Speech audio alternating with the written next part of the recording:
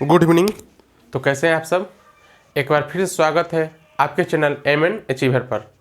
तो हम लोग आप लोगों को लंबे इंतजार के बाद थोड़ा दिक्कत हुई, परेशानियां झेलनी पड़ी होगी, बीच में खुला छूट गया था, लेकिन थोड़ी परेशानियां आ चुकी थी, थोड़ा टेक्निकल प्रॉब्लम था, जो कि वो जो परेशानी थी वो दूर हो चुकी है। अब कोई परेशानी नहीं होगी आप लोगों को। और एक आज हम लोग जो कि क्लास कर रहे थे पॉलिटी की, जो हमारी क्लास हम वहाँ तक पहुँचे थे 1853 के अधिनियम तक पहुँचे थे। तो क्या था कि भारत शासन अधिनियम 1853 जो था वहाँ तक हम लोग पढ़ चुके थे। आज हम लोग लेकर आए हुए हैं कि भारत शासन अधिनियम 1858। क्या होता है कि जब हम लोग पढ़ रहे थे कि जब भारत में ब्रिटिश ईस्ट इंडिया कंपनी आती है, वो एक अधिकार लेकर आती है कि हम लोग क्या करना चाहते हैं, पूरब के साथ, ईस्ट के साथ व्यापार करना चाहते हैं। तो जब व्यापार करने के लिए वो वहाँ के महारानी एलिजाबेथ से अपने एक अधिकार पत्र पर हस्ताक्षर करवाते हैं। जैसे साथ ही वो इस बारे में चर्चा हो चुकी थी, पिछले वाले लेक्चर में देख सकते हैं आप लोग। लेकिन आज हम लोग बात कर रहे हैं, जैसे कि हम लोग कह चुके थे 1773 का रेगुलेटिंग एक्ट आया था, जो कि उसमें ये भी एक इसलिए मेन महत्वपूर्ण इसलिए था हमारे संवैधानिक रूप से, क्योंकि एक संवैधानिक एक ढांचा तैयार हुआ, एक शुरुआती बिंदु थी। तो शुरुआती चरण थे जो कि संवैधानिक रूप से किसी समाज को, किसी राष्ट्र को, किसी राज्य को संचालित किया जा रहा था, जो कि वो पहले राष्ट्र कैसा था, एक राजतांत्रिक देश था। तो क्या होता है कि उस समय जब 1773 के रेगुलेटिंग एक्ट के तहत जिस तरह से सुप्रीम कोर्ट की स्थापना की गई, उसी तरह से आज हम जब क्या होता है कि अब हम पढ़ते हैं कि इसी तरह 1773 के रेगुलेटिंग एक्ट, तो अब क्या होता है कि अब हम लोग आज पढ़ने वाले हैं 1858 का अधिनियम। तो क्या होता है कि ये जो अधिनियम है 1857 में आप लोग को मालूम होगा कि 1857 क्रांति हुई थी, जिसे हम सिपाही विद्रोह कहते हैं, चाहे कोई हम किसान विद्रोह कहते हैं, चाहे जो भी हो, अनेक इतिहासकारों का अनेक मत हैं, जिसके बारे में हम लोग इतिहास जब पढ़ेंगे तो उसके बारे में विस्तृत चर्चाएं की जाएगी। लेकिन आज जो है हमारी आज हम चर्चा इसलिए करने जा रहे हैं, जो 1858 एक भारत शासन अधिनियम है। तो भारत शासन अधिनियम ये कहा गया, जब भारत शासन अधिनियम 1858 के अधिनियम से पहले क्या था, जो शासन था वो ब्रिटिश ईस्ट इंडिया कंपनी के द्वारा संचालित होता था। हम जिसे कहते थे कि भारत में क्या है, एक द्वैध शासन, डबल ना, तो द्वैध शासन प्रणाली थी, जिसे अब क्या किया गया 18 शासन के अधिनियम के तहत, इसके तहत क्या किया गया, भारत का शासन ब्रिटिश क्राउन के अधीन हो गया। क्या होता है कि जब भारत की जो शासन थी, जो भारत में जो शासन कर रहे थे ब्रिटिश ईस्ट इंडिया कंपनी, उसके द्वारा कि उसमें जब 1857 क्रांति होती है, तो क्या होता है कि उस पूरे विश्व में उथल पुथल मच जाती है, इंग्लैंड में उथल पुथल मच जाती है कि जो कि एक अधिकार तो समाप्त भी हो चुका था। तो क्या था कि वहाँ पर कहा जाता है कि जितने भी राजनीतिक पार्टियाँ थे उन लोगों को द्वारा कहा जाता है कि वो जो ईस्ट इंडिया कंपनी भारत में अच्छी तरह संचालन, भारत के समाजों का संचालित समझ के अनुसार नहीं चला पा रही है, शासन आप अच्छी तरह से संचालित नहीं कर पा रही है। जिस तरीके से वो क्या किया जाता है, वहाँ पर एक अधिनियम पारित किया जाता है, जो कि कहा जाता है कि भारत का जो शासन है वह अब ईस्ट इंडिया कंपनी के अधीन न रहकर क्या होगा, वह शासन ब्रिटिश क्राउन के अधीन होगा। तो क्या होता है, इसी के तहत कहा गया कि यहाँ पर क्या होता है कि जो भारत का शासन जो है वो ब्रिटिश क्राउन के अधीन हो गया। जो ब्रिटिश क्राउन थी, वहाँ पर वहाँ पर जो महारानी थी, वो क्या हो गया, इसके क्राउन के अधीन हो गया। किसका शासन, भारत के जितने भी शासन थे। मतलब कि वहाँ जबकि उसके शासन से पहले भारत में क्या थे, द्वैध शासन थे। हमने बताया था कि भारत में क्या थे, द्वैध शासन थे। अब उसे क्या कर दिया गया, इसे समाप्त कर दिया। क्या कर दिया गया, द्वैध शासन को समाप्त कर दिया गया। हम जिस तरह से हमने बताया था कि जैसे कि बोर्ड ऑफ डायरेक्टर्स और बोर्ड ऑफ कंट्रोल था, तो बोर्ड ऑफ कंट्रोल और जो बोर्ड ऑफ डायरेक्टर्स थे, इन दो पद थे, इन पदों को भी क्या कर दिया गया, समाप्त कर दिया गया। लेकिन इसके अधिकार के लिए, इसके कार्य थे, अधिकार के लिए एक ब्रिटिश मंत्रिमंडल की गठन की गई, जिसे हम लोग भारत राज्य सचिव, हम क्या कहते हैं, भारत राज्य सचिव, अर्थात हम इसे secretary of state for India, हम secretary of state for India के नाम से जानते हैं, जिसे हम भारत राज्य के सचिव जिसे कहते हैं। और जब भारत राज्य के सचिव की स्थापना जब ब्रिटिश मंत्रिमंडल कहते हैं, भारत राज्य सचिव की स्थापना की गई, उसकी सहायता के लिए 15 सदस्यीय एक गठन किया गया, 15 सदस्यीय के विभाग गठन किया गया, जिसे हम भारत परिषद कहते हैं, जिसके लिए हम क्या कहते हैं, 15 सदस्यीय जो थी विभाग जो था उसे हम भारत परिषद कहते हैं। वो किस लिए गठन किया गया था? तब भारत राज्य सचिव जो था, ब्रिटिश मंत्रिमंडल जो कि भारत राज्य सचिव था, इसके सहायता के लिए किया गया था। अब इसके साथ ये कहा गया कि जब क्या होता है 1857 जो थी, 1857 क्रांति में क्या होता है, हम लोग कहते हैं कि 1857 क्रांति में उस समय जो मुगल भारत का जो शासन था, मुगल सम्राट जो थे उस समय, तो भारत में जो जिस समय मुगल सम्राट हम लोग पढ़ते हैं, मुगल का इतिहास पढ़ते हैं, तो अंतिम शासक जो थे बहादुर शाह जफर द्वितीय, तो उनके द्वारा जब पढ़ा जाता है तो क्या करते हैं हम लोग, तो मुगल सम्राट जो थे लास्ट जो अंतिम जिसे मुगल सम्राट के रूप में जानते हैं, बहादुर शाह जफर द्वितीय सेकंड जिसे कहते हैं बहादुर शाह जफर द्वितीय, उनके जो कि मुगल सम्राट का पद समाप्त कर दिया गया। अर्थात ये घोषणा कर दी गई, ब्रिटिश कानून के तहत ये घोषणा कर दी गई कि अब भारत में जो है वो क्या होता है कि जो मुगल सम्राट का जो पद है उसे पूर्णतः समाप्त किया जाता है। अब वो जो भारत का पद पूर्ण रूप से क्या होता है, वो ब्रिटिश जो भारत का जो शासन है पूर्ण रूप से किसके अधीन आ जाता है, ब्रिटिश कानून के अधीन आ जाता है। अब उसके साथ ही क्योंकि आप लोग देखेंगे कि क्या होता है कि जब 1857 क्रांति होती है, इसमें देखेंगे हर एक बड़े बड़े रजवाड़े थे, उन्होंने अपने अपने हित के लिए लड़ाई लड़े।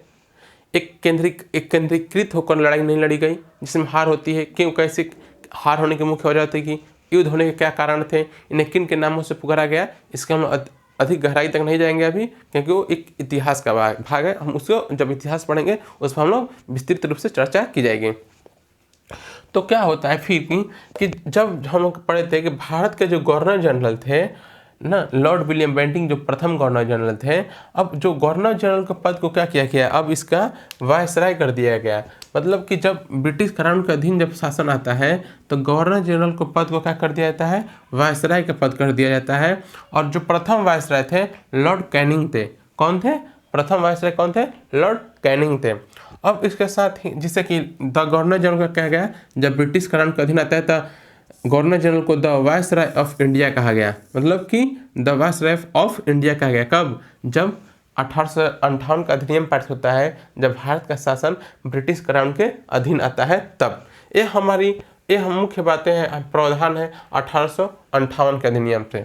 लेकिन जब 1861 जो कि आप देख सकते हैं भारत परिषद अधिनियम, द इंडियन काउंसिल एक्ट 1869, तो क्या होता है 1869 जो है इंडियन काउंसिल एक्ट 1861 जो है, इसमें कहा जाता है कि ऐतिहासिक संविधान के विकास की दृष्टि से हम एक महत्वपूर्ण एक अधिनियम है, एक्ट है, क्योंकि इसमें क्या किया जाता है, मंत्रिमंडल की नींव रखी जाती है। क्या की जाती है? मंत्रिमंडल की नींव रखी जाती है। अब उसके साथ ही अब इसमें क्या होता है कि जब जिस तरीके से हमने क्या कहा था कि जब भारत में 3 प्रेसिडेंसियाँ थी, कलकत्ता प्रेसिडेंसी, मद्रास प्रेसिडेंसी और बम्बई प्रेसिडेंसी, उस समय क्या थे, अलग अलग प्रेसिडेंसियों के अलग अलग गवर्नर थे, अलग अलग अधिकारी थे, उनके क्षेत्र अधिकार भी अलग अलग थे। लेकिन जब वो केंद्रीकरण की जब 1773 की रेगुलेटिंग एक्ट आती है तो उसमें क्या करता है, सब केंद्रीकरण की प्रक्रिया आती है, गवर्नर का पद बनता है जो कि मद्रास और बम्बई प्रेसिडेंसियाँ थी वो क्या कर दी जाती है, वो कलकत्ता प्रेसिडेंसी का अधीन कर दी जाती है, उसके अंतर्गत कर दी जाती है। तो हम वहीं बात कर रहे हैं, जब क्या होता है, जब किसी शासन के अधीन क्या शक्तियाँ एक क्या केंद्रीकरण की प्रवृत्ति देखने को मिलती है। यहाँ पर कुछ केंद्रीकरण की फिर यहाँ पर इस शासन में क्या होता है, जब यहाँ पर तभी 1861 के एक्ट में देखें तो विकेंद्रीकरण की शक्तियाँ फिर से विद्यमान की जाती है। लेकिन जो गवर्नर जनरल से पद को वायसराय में तब्दील किया गया, उपाधि वायसराय के दी गई, उसको क्या किया जाता है, थोड़ा शक्तियों को विस्तृत किया जाता है, उस शक्तियों को बढ़ाया जाता है। उस शक्तियों में क्या किया जाता है, वो क्या करता है, मंत्री परिषद के विरुद्ध क्या कर सकता है, अध्यादेश जारी कर सकता है। उसके पास क्या हो गई, वायसराय के पास शक्ति हो गई कि क्या किया गया, वो इसके पास शक्ति है कि क्या कर सकता है, वो अध्यादेश जारी कर सकता है। और सदस्यों को प्रशासन एवं वित्त संबंधी प्रश्न पूछने का अधिकार। ये भी कहा गया कि वो अपने सदस्य जितने भी सदस्य हैं, वो चाहे भारत राष्ट्र सचिव, भारत परिषद के सदस्य भी हैं, वो सदस्य को ये अधिकार है को क्या कर सकते हैं, वो वायसराय से प्रश्न पूछ सकते हैं।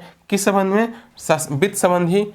वित्त संबंधी या प्रशासन से जुड़े सब प्रश्न, या वित्त से मतलब आर्थिक और सामाजिक रूप से जुड़े प्रश्न के बारे में वो चर्चाएं और उसमें विस्तृत चर्चाएं हो सकती है और पूछ सकते हैं किससे? वायसराय से। और उसके बाद क्या होती है कि बम्बई, और अब यहाँ पर कहते हैं हम लोग कि विकेंद्रीकरण 1861 जो काउंसिल जो एक्ट है 1861 एक्ट में क्या अधिनियम में कहा जाता है कि इसमें विकेंद्रीकरण की कुछ प्रवृत्तियाँ देखने को मिलती है। तो विकेंद्रीकरण की प्रवृत्तियाँ कैसे देखने को मिलती है? इसका मुख्य वजह यहाँ पर देखने को मिलती है कि जो बम्बई और मद्रास परिषद जो था वो कानून निर्मित एवं संशोधन की शक्ति, मतलब उनके पास एक शक्ति फिर से प्रदान कर दी जाती है। कौन कौन से? बम्बई और मद्रास परिषद को, कि वो फिर से अपने अपने कानून को निर्माण कर सकते हैं, उसमें संशोधन कर सकते हैं। अब उसके साथ ही वायसराय को एक शक्ति और प्रदान की जाती है, एक महत्वपूर्ण शक्ति यही प्रदान की जाती है, बहुत बड़ी शक्ति यही प्रदान की जाती है। वो जितने भी प्रांत थे उसके प्रांत में नाम और सीमा में वो क्या कर सकता है? बदलाव कर सकता है या कटौती कर सकता है। ठीक है। अब उसके साथ ही वायसराय को वीटो की शक्ति भी, मतलब कि क्या कहा गया, इसके पास वीटो की शक्ति विधान परिषद के विरुद्ध क्या होता है, इसके पास वीटो की शक्ति भी प्रदान कर दी जाती है। और वीटो की शक्ति के साथ ही ये भी कहता है जब वायसराय के प्रांत की सीमा, चाहे हम लोग कहते हैं क्या करता है, शक्ति जब इसकी बढ़ा दी जाती है तो इसमें क्या किया जाता है? विभागीय प्रणाली, मतलब कि लॉर्ड कैनिंग द्वारा पोर्टफोलियो सिस्टम हम लोग कह सकते हैं। यहाँ पर देखिए लॉर्ड कैनिंग द्वारा पोर्टफोलियो सिस्टम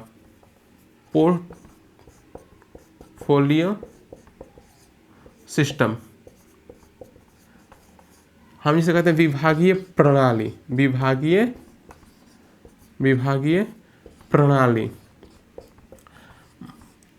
मतलब किसे कहने के यहाँ पे बात यह है, मतलब कि विभिन्न सदस्यों को, मतलब कि जितने भी सदस्य थे विभिन्न सदस्य को अलग अलग भाग सौंपे गए, मतलब विभागों को सौंपा गया।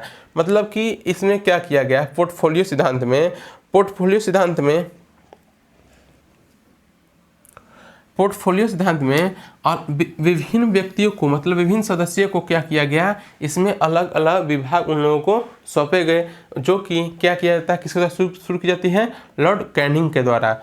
और इसमें यह बात हुआ पोर्टफोलियो सिस्टम बताती है। और उसके साथ ही हमने क्या कहा कि इसमें क्या होती है? कुछ विकेंद्रीकरण की प्रवृत्तियाँ। जब हम देखते हैं बम्बई और मद्रास परिषद को फिर से कानून बनाने और कानून संशोधन करने की शक्ति दी जाती है, तो उसमें हम लोग वहाँ देखते हैं कि इसमें क्या कहते हैं, फिर से इस एक्ट के तहत, इस अधिनियम के तहत विकेंद्रीकरण की कुछ प्रवृत्तियाँ देखने को मिलती है, जिसके तहत हम कह सकते हैं कि यहाँ पर क्या होता है? विकेंद्रीकरण की शुरुआत होती है। भले ही हम लोग क्या कहते हैं, लॉर्ड रिपन, जो कि आगे हम जाकर पढ़ेंगे, वो जब इतिहास में पढ़ेंगे लॉर्ड रिपन कौन थे, उनके द्वारा संशोधन किए, उनके द्वारा कार्य किए गए। तो लॉर्ड रिपन जो थे वो उन्हें विकेंद्रीकरण के जनक या पिता कहा जाता है। क्यों कहा जाता है? ये अलग अलग चर्चाएं, अलग बात है, इसमें अलग से डिबेट की जाएगी, बात की जाएगी विस्तृत रूप से। तो ये हमारी 1861 का एक्ट अधिनियम हमने देख चुका। भारत शासन अधिनियम 1858, भारतीय परिषद अधिनियम 1861। अब हम लोग चर्चा करने वाले हैं भारत परिषद अधिनियम 1892। जो भारत परिषद अधिनियम में 1892 है वो क्या कहता है, तो इसको लिखना हो तो लिख लीजिए, और इस पर जो भी क्वेश्चन डाउट हो तो कमेंट बॉक्स में कमेंट कर दीजिए।